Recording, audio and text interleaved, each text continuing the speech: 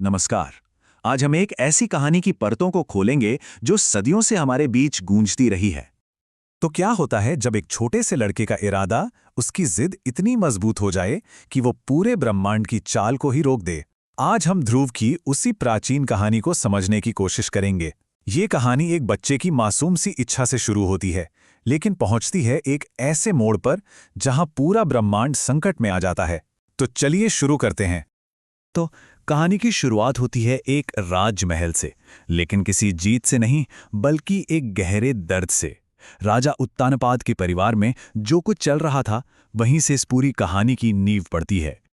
और ये शब्द हैं राजा उत्तानपाद के, एक ऐसे पिता के जिनका बेटा एक बहुत बड़े अपमान के बाद महल छोड़कर चला गया।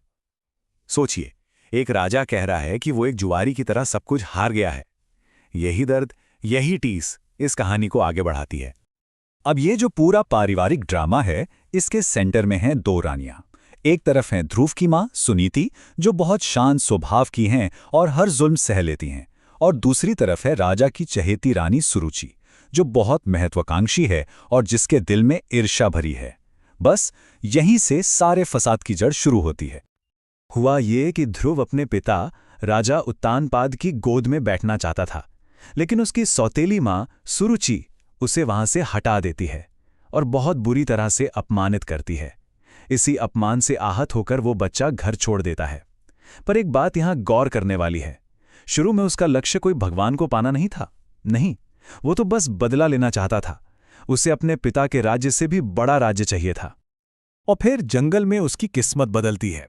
उसकी मुलाकात होती है देवर्षि नारद से, और बस यहीं से कहानी एक बिल्कुल नया मोड़ ले लेती है। नारद मुनि की सलाह पर ध्रुव एक बहुत ही कठिन तपस्या शुरू करता है, मतलब कठोर अनुशासन और भगवान विष्णु के एक मंत्र का लगातार जाप। देखिए, ध्रुव जो कर रहा था वो थी भक्ति, लेकिन ये सिर्फ हाथ जोड़कर प्रार्थना करना नहीं था। भक्ति का मतलब है एक एक्टिव, एक प्रेम भरा समर्पण। और इस कहानी में भक्ति कोई कमजोर चीज नहीं है, बल्कि एक जबरदस्त आध्यात्मिक शक्ति का सोर्स है। ये पूजा से कहीं ज्यादा एक ताकत है। और इस भक्ति की ताकत इतनी ज्यादा थी, इतनी तेजी से बढ़ी कि इसकी गर्मी स्वर्ग तक पहुंच गई। अब सोचिए, देवताओं के राजा इंद्र, वो भी घबरा गए।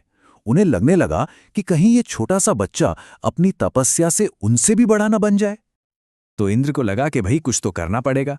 उन्हें अपनी कुर्सी खतरे में नजर आने लगी। तो उन्होंने एक प्लान बनाया। उन्होंने अग्निदेव को बुलाया और कहा, जाओ और उस लड़के की तपस्या भंग करो। लेकिन हुआ कुछ ऐसा जिसकी किसी ने कल्पना भी नहीं की थी। इंद्र का यह प्लान बुरी तरह फेल हो गया। क्यों? क्योंकि अग्निदेव जब ध्रुव के पास पहुंचे तो उसकी भक्ति की आग इतनी तेज थी कि खुद अग्निदेव उसकी गर्मी बर्दाश्त नहीं कर पाए। मतलब आग के देवता को एक बच्चे के अंदर की आग ने हरा दिया। कमाल है। अब देखिए, उसे रोकने की हर कोशिश नाकाम हो रही थी। और होता यह है ना कि जब मुश्किलें आती हैं तो इरादे और पक्के हो जाते हैं। ध्रुव के साथ भी यही हुआ। उसका संकल्प और मजबूत हो गया, और यही जिद, यही संकल्प कहानी को उसके सबसे हैरत अंगेज मोड़ पर ले आता है। ऋषि नारद ये सब देख रहे थे। वो समझ गए कि ये बच्चा अब रुकने वाला नहीं है, ये किसी भी हद तक जा सकता है। तो उन्होंने उसे एक आखिरी चुनौती दी, एक ऐसा निर्देश जो शायद सबसे खतरनाक था। और ध्रुव ने क्या किया? उसने बिना एक पल सोचे, बिना किसी शक के, ठीक वही किया जो उसे कहा गया था। उस छोटे से लड़के ने अपनी सांस रोक ली, अपना पूरा ध्यान, अपनी पूरी चेतना बस एक ही चीज पर लगा दी। और इसका नतीजा तुरंत सामने आया, और बहुत भयानक था। जैसे ही ध्रुव ने अपनी सांस रोकी, पूरे के पूरे ब्रह्मांड में हवा का चलना बंद हो गया। मतलब सारे जीव जंतु, देवता, सबका दम घुटने लगा। पूरी सृष्टि ही ठहर सी गई। अब जब पूरी सृष्टि का ही अंत नजदीक आ गया, तो सारे देवता घबरा गए। हताश होकर वो सब भागे भागे ब्रह्मांड के पालनहार भगवान विष्णु के पास पहुंचे और उनसे प्रार्थना करने लगे कि वो आकर इस महाविनाश को रोकें।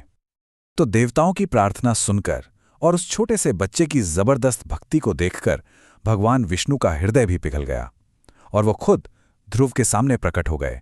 एक इंसान को साक्षात ईश्वर के दर्शन हुए। और यहां जो विष्णु कहते हैं वो बहुत ही गौर करने वाली बात है।